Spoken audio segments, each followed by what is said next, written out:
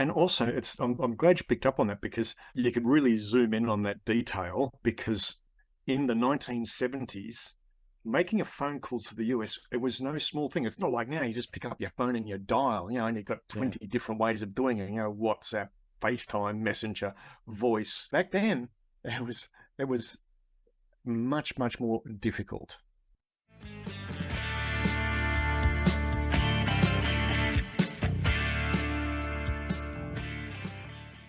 Welcome to Anecdotally Speaking, a podcast to help you build your business story repertoire. Hi, everyone. I'm Sean Callahan. And hey, everybody, I'm Mark Shank. And this is our final podcast for 2023. And we're in the run-up to the Christmas break. And we'll do this again at the end, but it's time to really start thinking about wishing everybody a fabulous festive season, and hope that you have a really relaxing, rewarding, lovely break. Exactly. Lovely break. Hey, you know what? We also should mention, Mark, this is our 200th episode. We should probably mention that's a big one, right? I'm thinking that would be in the category of milestone. All right, so our 200th. So no pressure. No pressure. 200th. Exactly. Okay. So with the break for the festive season coming up, here in Australia, it's summer holidays. So that's why we won't be back towards the end of January. We're going to have a bit of that whole Australian beach thing. And when we come back, well, with the festive season between us and the new year, there isn't much time if you want to get on board with our public programs. So we've got our story-powered sales and story-powered leadership programs running virtually in February. February, yeah. So when you take out the break for the festive season, there isn't a lot of time. So if you're interested, just be aware, time is starting to run out. If you want more information on those, by the way, go to our website, anecdote.com/events, and all of the details are there. Excellent. Hey, we're going to have a new format next year as well. This is pretty exciting. So we'll still have an episode which is just a story that we tell and talk about that story. But we're also going to have an episode where we have a guest, usually one of our customers who is using these story techniques, and just get a bit of a feel for how they're doing it. Hopefully they'll get to tell us a story as well. And then the third type of episode we're going to do is just really honing in on a technique, a hack, something that you can actually do to improve your storytelling in a workplace setting. So there'll be these alternate episode types that we're going to kick into next year. So that's the plan. So with all that, that's a little bit of, sort of keeping all the nuts and bolts working together. If you want to subscribe, so click the subscribe, the like button, because what that does is it helps people find our podcast, and it helps more people build a repertoire of stories and use stories to be more human in the workplace. Yeah, absolutely. Great idea. Now, let's get into our story. Now, I'm kind of looking out over my backyard, and I can see something which I believe is a feature of your story. You have one. Yep. It's a Weber barbecue. Indeed. At Christmas, one of the traditional things in the Shank family is a turkey cooked in the Weber kettle barbecue. So we'll be doing that. Mm-hmm. Anyway, so Weber, it's synonymous with the word Weber. It's synonymous with barbecue. And in Australia, it wasn't always the case. So back in the 1950s, the Weber was invented. The Weber kettle barbecue was invented in Chicago, and it was incredibly successful. It became a household name in the US. And so they started expanding into other countries. And so they brought the Weber kettle barbecue to Australia in the early 1970s, and it was an immediate failure. It just didn't take off at all. Right. No one, people, Australians kind of looked at it and went, that is weird. That just is so not what we associate with a barbecue. And after a bit of effort, Weber eventually just pulled out of Australia and just went, no, that's going nowhere. And a few years later, in 1978, there was a guy called Ross McDonald, At the time, he was 33 years old. He lived in Adelaide. He was a qualified accountant. He worked for PwC and Deloitte, or whatever they were called back then. And he hated it. He just hated being an accountant in one of the big firms. And so he resigned, and he got a job as a labourer for a pool construction company. Nice. And one day he was cooking. He was at a friend's place for a barbecue, and they had a Japanese barbecue, and he thought the food was terrific. Cooked really well. And so he thought, I've got an idea. And he mortgaged his house, and he ordered a container load of 100 of these Japanese barbecues from Japan. And it turns out he wasn't a bad salesman. He'd sold them all before the container even hit the shore. And wow. That's amazing, isn't it?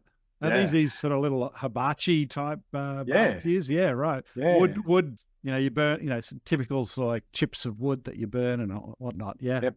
Good. And he was, 4 container loads later, so he's starting to do pretty well with this.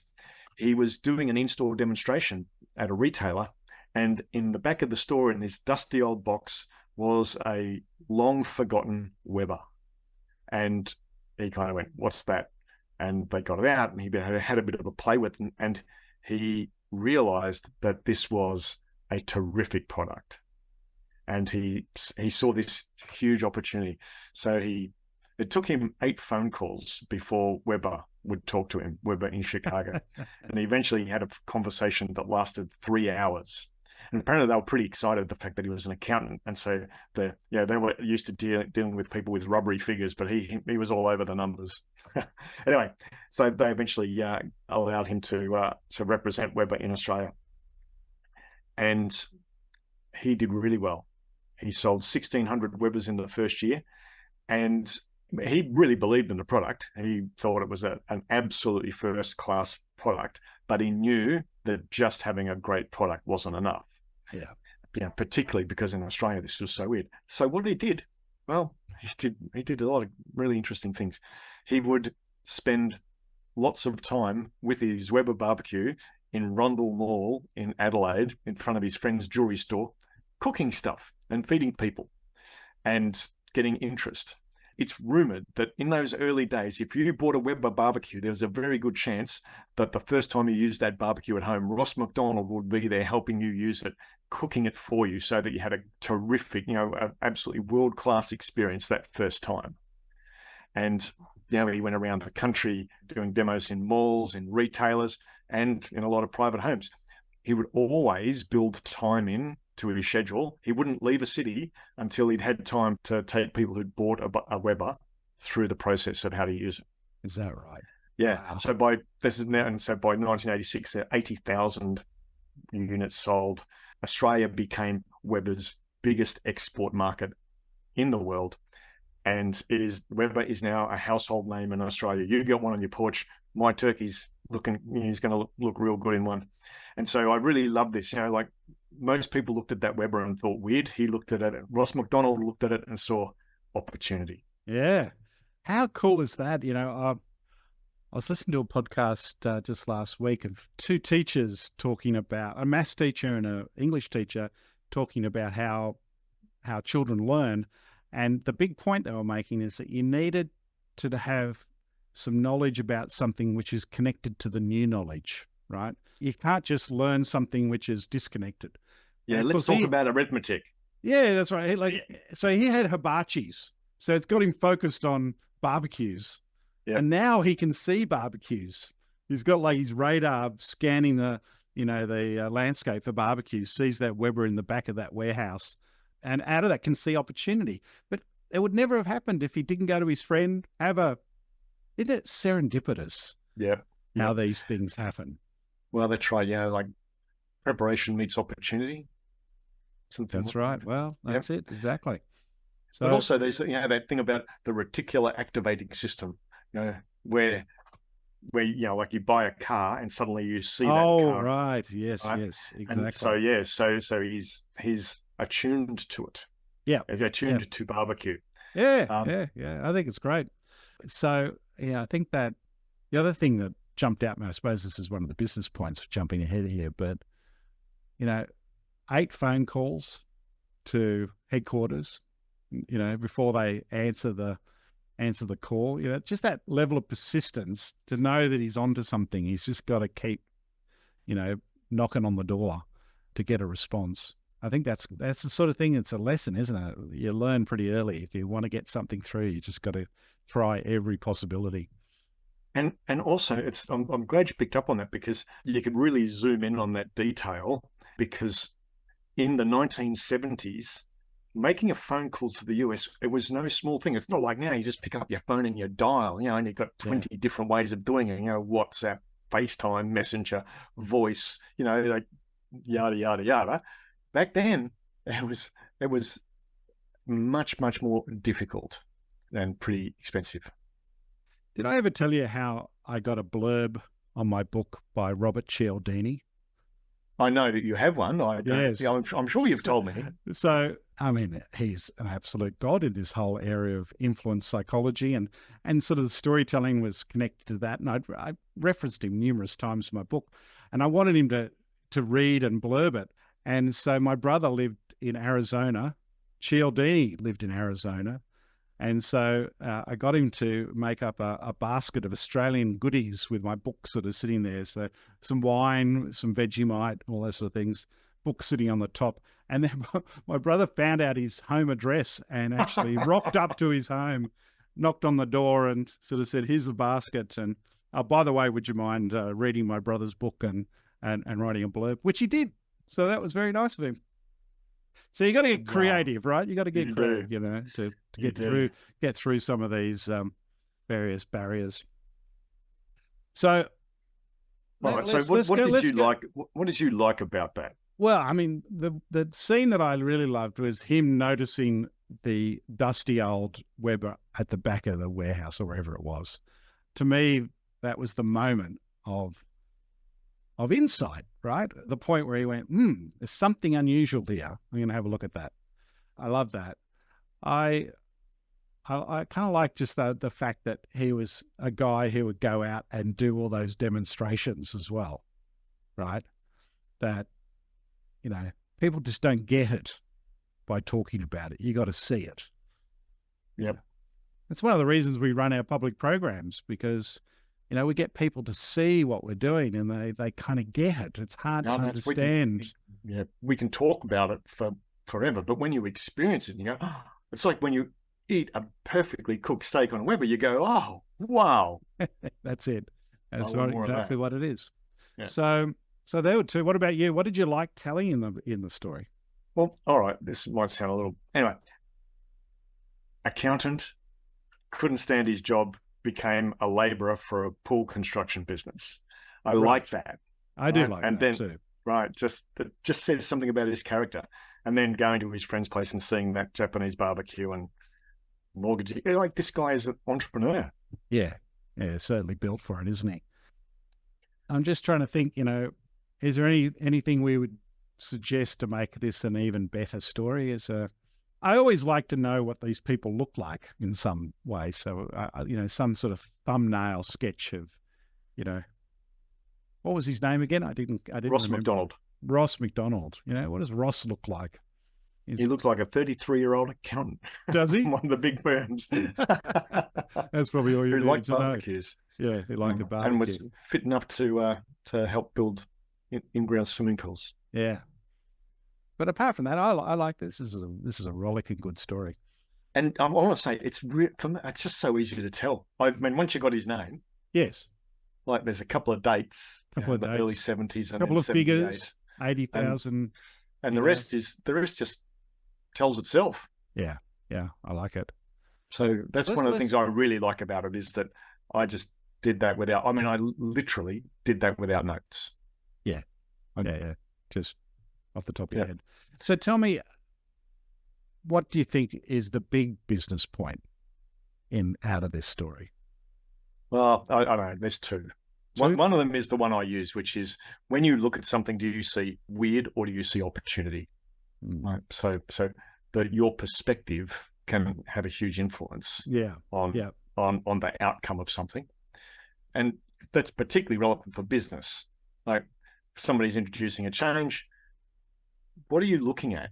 are you looking at it and going, oh, that's weird, I'm not going to have anything to do with that? Or do you look at it and go, well, there's an opportunity? Because it completely changes the response. Yeah. So that's the first one. And the second one you've already picked up on was that, going out and doing all those demos. That's right. You've got to make it familiar to people. The people are scared of the unfamiliar. Yeah, make it familiar and give them a good experience, and they'll tell their friends. Yeah. Did he sort of discover word of mouth was his biggest seller? Or is that? Yeah, I don't know enough about that, but certainly in the early days, it was him going out and doing the demonstrations, and then starting from the number of people that he could reach and make sure they had a great experience. Yeah. So, yeah, he was definitely out and about. He wasn't just kind of sitting. He wasn't a keyboard warrior and just sitting there and sending out emails to people. Not that you could have done that very well in the 1970s. No emails there, mate. But he just got out there and did it. Just as a little sidebar, do you know what sort of barbecue we had as a kid when I was a kid?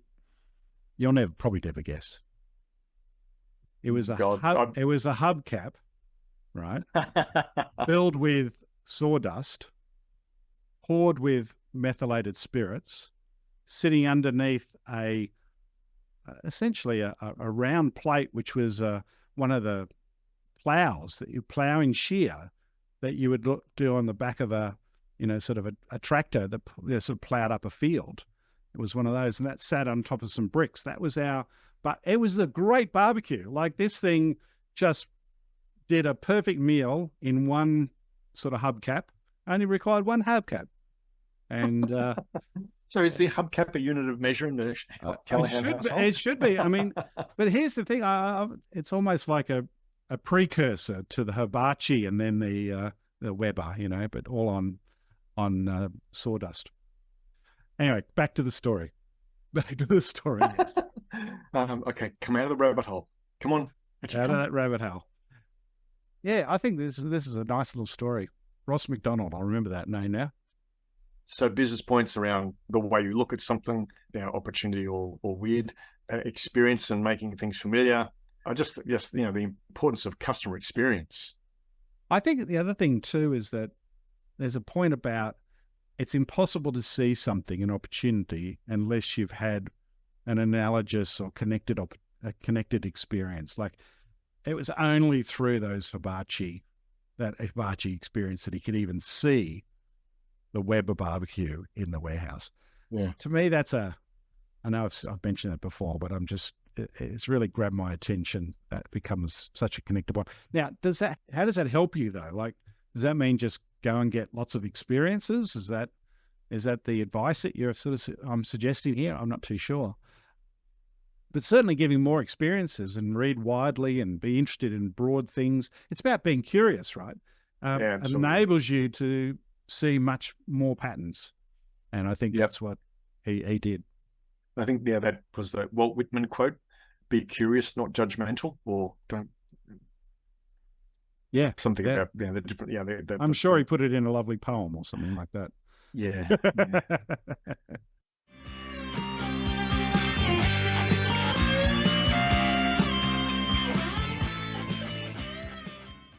Let's get into some scores then, right? Cool. I told it. What are you? I'm giving this a 8.5. I'm reluctant to give it a 9 for some reason, but I'm giving it an 8.5. This is a cracking story. This is a story that I can imagine some good slides go with as well. Yeah. No, I'm giving it an 8. Yeah. I think it's a terrific story, and for me, it's just so easy to tell. Yeah. Once you've got Ross McDonald's name and a couple of dates, and of course the fact that it's a Weber means that it's very relatable and easy to retell. So exactly. All right, so we're finishing the year with an 8 and an 8.5. That's a pretty good finish for the year. Yeah. So number 200. So everyone, have a lovely Christmas, lovely holiday, wherever you are in the world. And we look forward to, sort of adding some more stories to your repertoire next year, and also bringing you some more guests, some more tips, some more tricks, techniques, etc. And really getting that storytelling happening on your day-to-day sort of work conversations. Anything else we need to finish up with, Mark? I think we're just going to finish by saying that's a wrap for 2023, and we'll see you all in the new year and take on another journey in 2024. Yeah. Bye for now. Anecdotally Speaking was engineered by Dave Stokes from Author to Audio.